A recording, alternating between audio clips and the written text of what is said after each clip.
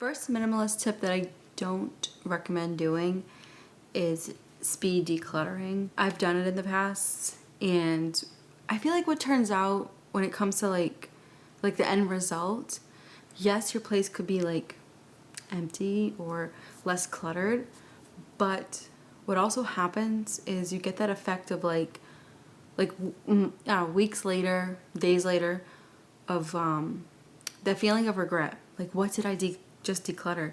I need that item back. Now I gotta go out to the stores and buy it back because I was basically I feel like speed decluttering is like decluttering blindly and not thinking of like, why are you getting rid of this item? Does this item serve you still? Is this item valuable to you regarding like memories, or is it valuable to you with cleaning, or just a little bit more productivity with that item? So there are so many things that I have gotten rid of till this day that I wish that I did not get rid of them. I wish I still had them, especially clothing items like sweaters and cardigans, shoes. There's so many things that I speed decluttered because I've seen everyone do it online, and now I'm like kicking myself in the butt. Obviously I haven't like repurchased some of the items, but there have been times where I'm like, damn, I wish I had that because I need it. Another thing that I don't recommend, this is more of like, it depends on your lifestyle. So I don't recommend saying that you only own X amount of items. I've made videos like this in the past where I was single and I thought I was gonna be single forever and it was just gonna be me forever. And I was like, you know what? I only own 30 things. I only own 20 things. Fast forward to, 8 to 9 years now, we own a lot of things together. I also have a cat. He has things. When you start to build a life with someone, you start to own more things. And I'm not saying that our house is cluttered, but there are 3 living beings in this house. And I'm sure there'll be more because we do have a guest room and we plan on having family members stay over because we do live far away, so it is a long drive back. So we plan on doing the guest room and having some little things in there for our guests.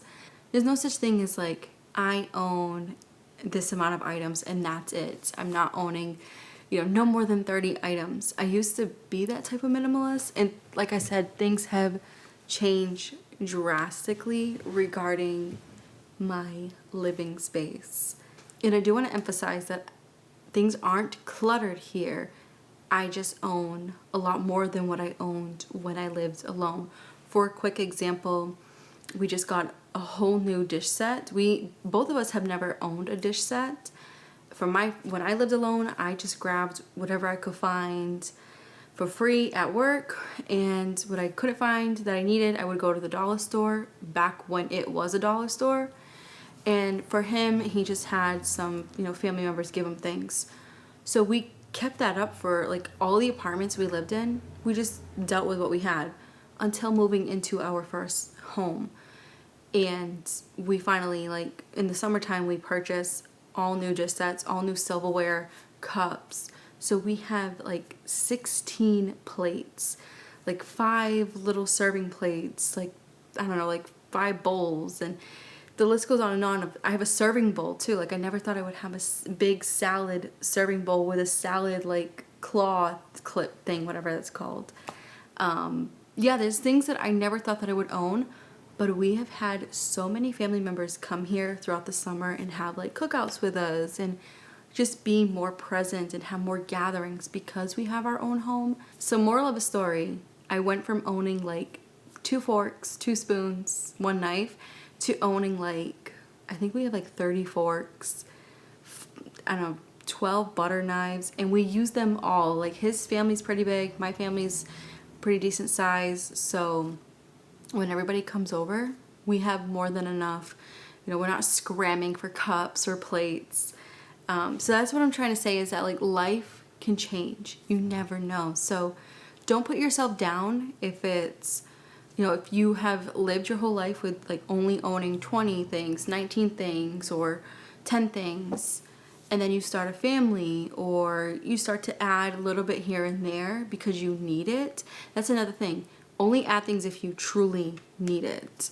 Things change. That's what I'm trying to say, is things change. So don't beat yourself up over it. If your life starts to change and you need to get a couple more plates. So just don't hold that number of like, I only own X amount because I'm a minimalist. Don't hold that number against you. Life is all about growing and changing. Even if you add a couple more plates to your kitchen set, it does not mean that you're not minimalist enough. Sell all your furniture and sit on the floor.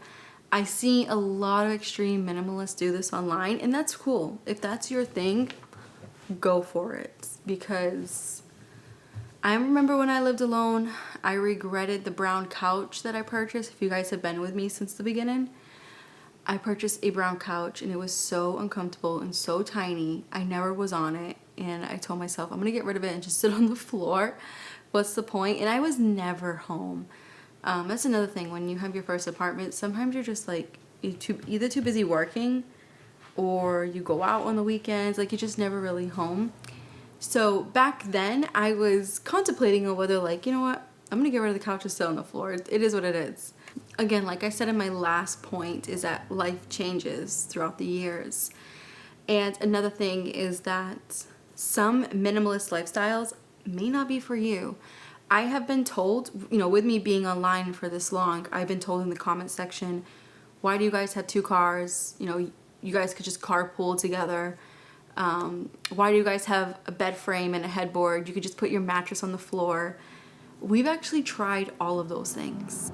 I remember, like, my partner's car was broken down for a couple weeks, and we used my car, and it was hell. It was not easy because I needed the car for certain things and also for work. Like, he needed his car to go to, far away for a job, and it's like, what are we doing? Like, is someone gonna pay for Uber? Like, it's just not ideal.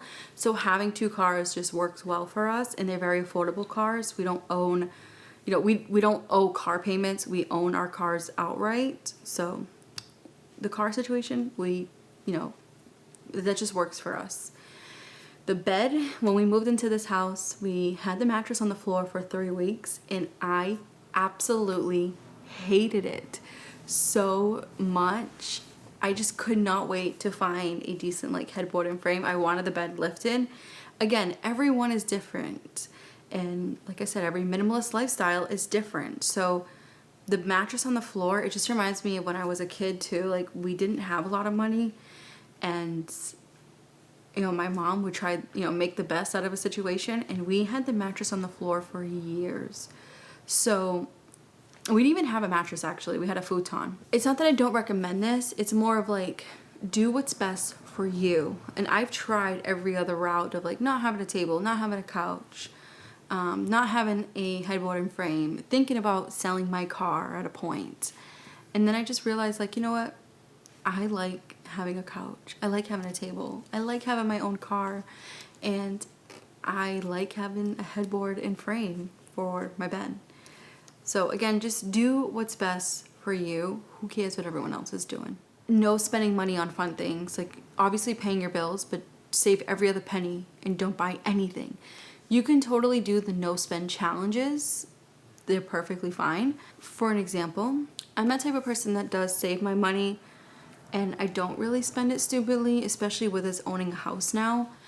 But there are some things that I do buy for myself, especially with me having a job now, and I do put money aside and buy certain things that I truly like, regarding, like, certain hair products that are pricey, little things for the house. For instance, like, I went to a plant nursery today and I got a plant for the kitchen, a pet-friendly plant, and I also got some plants for the front porch for October. Like, it looks really, really cute out there.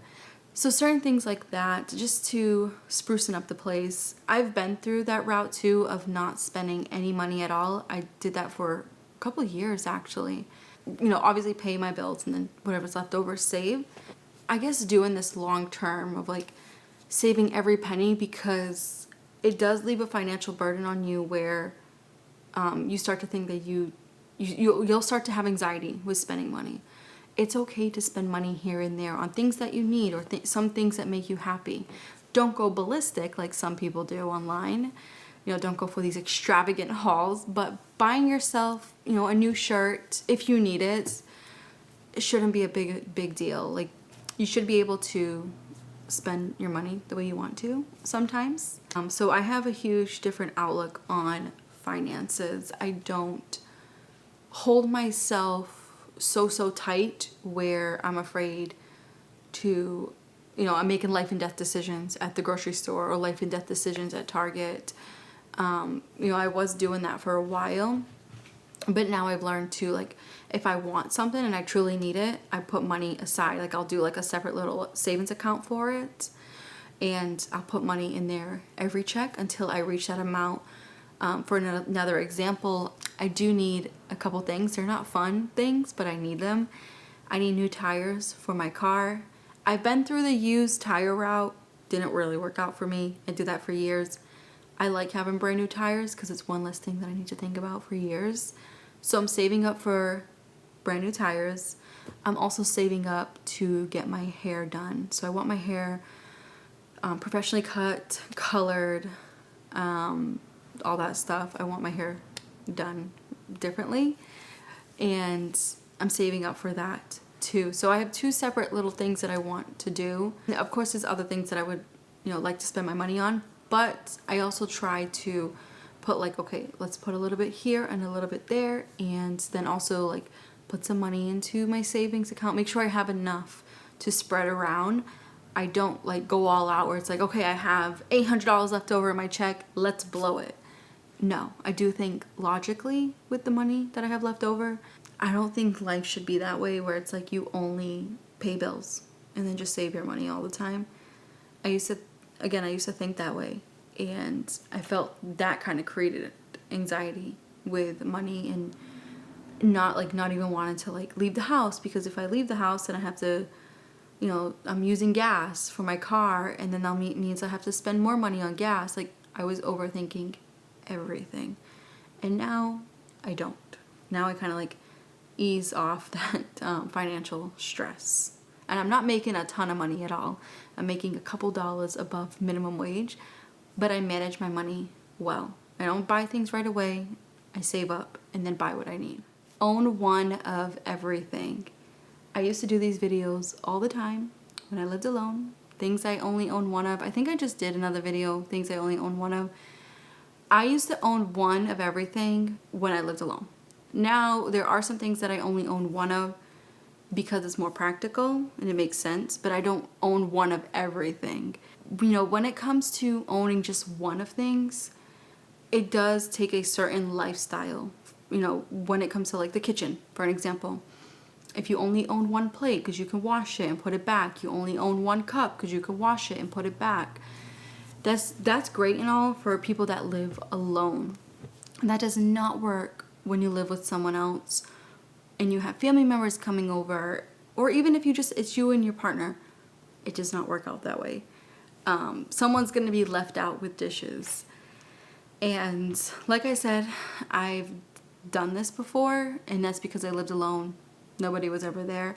And even when I did live alone, I think I owned like 2 plates or maybe 3. I think that was like the max that I did. As I've been trying to say in this video, everybody's different. So just because some person owns one of everything, they have like a good example of why they own everything, it's good for them. It might not be practical for you. So take what people, take what they're saying with a grain of salt. Whoever you see online saying I only own one of everything and this is why, take what they say with a grain of salt. On that note, I hope you guys enjoyed this video, and I'm hoping next week, fingers crossed that I'm not working, I'm hoping to film the kitchen tour, because the kitchen is basically done. Maybe there's a couple of things that we're missing, but I'll be down the road I'll get. So I'm hoping to do something different instead of me always sitting in front of the camera. I'm thinking of adding a Q&A once a month to the channel to kind of just sit and chit chat and be a little bit less formal and a little bit of less of all about like minimalism all the time. So if you guys have any like questions you want to add, you can add them down below. And on that note, thank you for being here, and I will catch you in the next video.